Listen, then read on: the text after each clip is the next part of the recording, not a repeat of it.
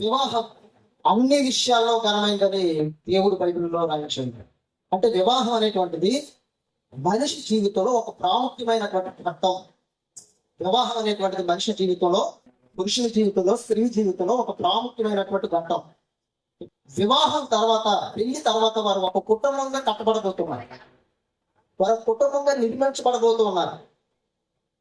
దేవుడు బైబిల్లో మనం చూసినట్లయితే మొదటి మనిషి అయినటువంటి ఆదామును నేల నుండి మట్టిని తీసి నరుడిగా నిర్మించి వారి నాసికారంధ్రాల్లో జీవవాయువును పోతుగా నరుడి జీవాత్మాయను.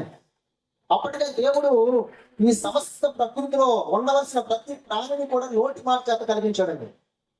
మనిషిని మాత్రం నేల నుండి తీసి తన స్వరూపంలో తన కోరిక చొప్పున పురుషుడిగా స్త్రీగా వారిని నిర్మించాడు. ఇక్కడ మనం చూసినట్లయితే మొదటి మనిషి, భూమి మీద మొదటి మనిషి అయినటువంటి వ్యక్తి ఆదాము, మొదటి మానవుడు, మొదటి పురుషుడు. అయితే ఆ పురుషుడికి ఒక్కడిగా ఉన్నాడు, జంతువులు కూడా ఉన్నాయి, పక్షులు ఉన్నాయి, అన్ని ప్రాణులు కూడా ఉన్నాయి. అప్పుడు దేవుడు ఏమని అనుకున్నాడు ఒకసారి మీ బైబిల్ తెరిచి చూసినట్లయితే ఆదికాండం 2వ అధ్యాయం 18వ వచనం నుంచి చదువుతాను. మరియు దేవుడైన యెహోవా నరుడు ఒంటరిగా ఉండుట మంచిది కాదు, వానికి సాటి అయిన సహాయమును వారి కొరకు చేయుదును అనుకొనెను. దేవుడు పక్షులు చూశాడు, జతగా ఉన్నాయి, జంతువులు చూశాడు, జతగా ఉన్నాయి. ఈ లోకంలో ఉన్నటువంటి సమస్తమైనటువంటి ఆ ప్రాణులన్నింటినీ కూడా చూశాడు, అన్ని జతలుగానే ఉన్నాయి, అనగా మగది ఆడది. కానీ మనిషిని చూసేసరికి మాత్రం ఒక్కడే ఉన్నాడు, పురుషుడు ఒక్కడే ఉన్నాడు, స్త్రీ అప్పటికి నిర్మించబడలేదండి. అప్పుడు దేవుడు ఏమనుకున్నాడంటే నరుడు ఒంటరిగా ఉండటం మంచిది కాదు, వానికి సాటి అయిన సహాయం వాని కొరకు చెయ్యాలి అనుకున్నాడట.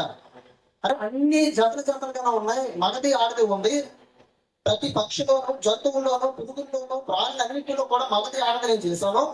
కానీ మనిషి విషయానికి వచ్చేసరికి మగోడు ఒక్కడే ఉన్నాడు, ఒక్కడే నేను తయారు చేశాను, ఇప్పటికీ ఇంకా స్త్రీని తయారు చేయలేదు అనుకొని ఏమనుకున్నాడంటే దేవుడు వాని కొరకు సాటి అయిన సహాయం నేను చెయ్యాలని అనుకున్నాడండి. వాని కొరకు సాటి అయిన సహాయం అంటే, సాటి అయిన సహాయం అంటే సరిపోయేటువంటి, సరితూగేటువంటి, మరి కరెక్ట్ గా అనుకూలించేటువంటి ఒక సహాయం కావాలి, అతనికి హెల్పర్ ఒకరు కావాలి. ఆ సహాయం నేను చెయ్యాలని చెప్పి దేవుడు అనుకున్నాడు. అనుకుని ఏం చేశాడో చూడండి. అక్కడ 21వ వచనాన్ని మనం చూసినట్లయితే, అప్పుడు దేవుడైన యెహోవా ఆదామునికి గాఢ నిద్ర కలుగచేసి అతడు నిద్రించినప్పుడు అతని ప్రక్కటెముకల్లో ఒకదానిని తీసి ఆ చోటును మాంసంతో పూడ్చి వేశాను. తర్వాత దేవుడైన యెహోవా తాను ఆదాము నుండి తీసిన ప్రక్కటెముకను స్త్రీగా నిర్మించి ఆమెను ఆదాము వద్దకు తీసుకొని వచ్చాను. దేవుడు ఏమనుకున్నాడంటే సాటి అయిన సహాయం చేయాలనుకున్నాడు. ఇద్దరు ఒక్కడే ఉంటున్నాడు, ఇద్దరు కొరకు సాటి అయిన సహాయం చేయాలనుకున్నాడు. ఆదాముకి మొదటి మనిషి, భూమి మీద మొదటి మనిషి అయినటువంటి ఆదాముకి గాఢ నిద్ర కలుగు చేశాడండి. ఆమె నిద్ర కలుగు చేసినప్పుడు ఏం చేశాడో తెలుసా దేవుడు?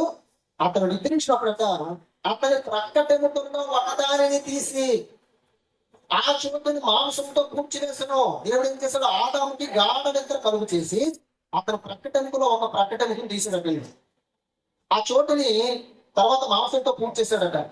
అప్పుడు దేవుడు ఏం చేశాడంటే ఆ తీసినటువంటి ప్రకటన ఏం చేశాడంటే స్త్రీగా నిర్మించాడు.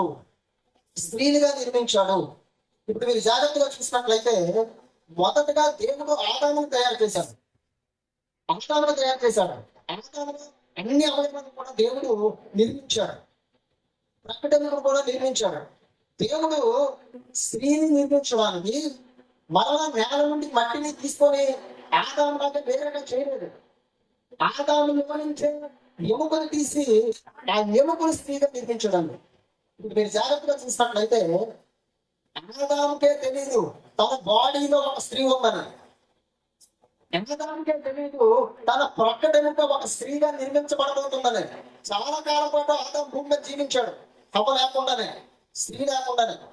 కానీ ఆదాముకి ఎప్పుడు తెలియదు తనలోనే ఒక స్త్రీ ఉందని, తనలోనే ఒక ఆడ మనిషి ఉందని ఆదాముకు తెలియదు.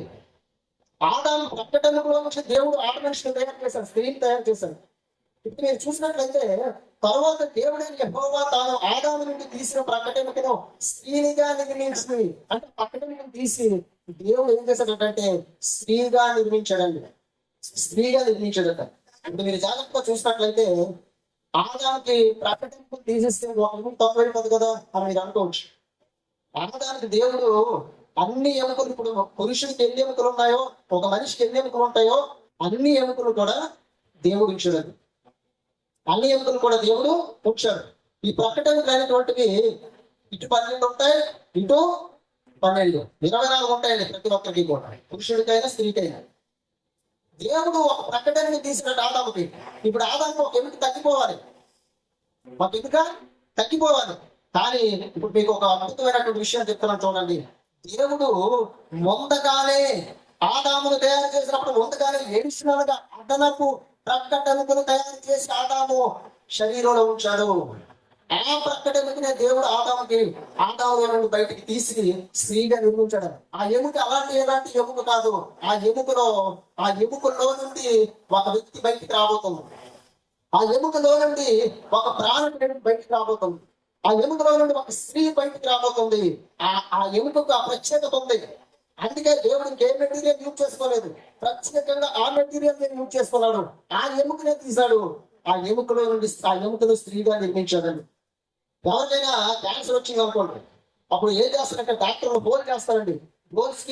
హోల్ చేసి అందులో ఉన్నటువంటి మజ్జిగ తీసి దాన్ని ల్యాబ్కి పంపిస్తారు టెస్టింగ్కి. అది టెస్ట్ చేస్తారు. ఇప్పుడు దేవుడు కూడా ఏం చేశాడంటే ఆ ఎముకలో ఉన్నటువంటి మూలుగుని, ఆ ఎముకలో ఉన్నటువంటి మధ్యస్థాన్ని ఉపయోగించి దేవుని లేఖలో దేవుడు అవ్వను మొదటి స్త్రీని తయారు చేశాడు. అంటే దాని ఏమంటున్నాడు తెలుసా? దేవాన్ని నన్ను కలుగు చేసిన విధము చూడగా భయమును ఆశ్చర్యమును నాకు కలుగుచున్నవి. ఏం కలుగుతుంది ప్రభు? అసలు ఏంటి ఈ అద్భుతమైనటువంటి నిర్మాణం ఏంటి? ఈ అద్భుతమైనటువంటి సృష్టి ఏంటి? అసలు ఏ శరీరం ఎక్కడుండాలో, ఏ అవయవం ఎక్కడుండాలో, ఏ శరీరం యొక్క భాగం ఎక్కడుండాలో స్పష్టంగా నువ్వు నిర్మించావు. పురుషులాగా స్త్రీలాగా నువ్వు ప్రతి ఒక్కరిని కూడా అద్భుతంగా నిర్మించావు. అందుకే దావీదు 139 కీర్తనలు ఏమంటాడో తెలుసా? అగాధ స్థలంలో నువ్వు నన్ను నిర్మించావు అని చెప్పాడండి.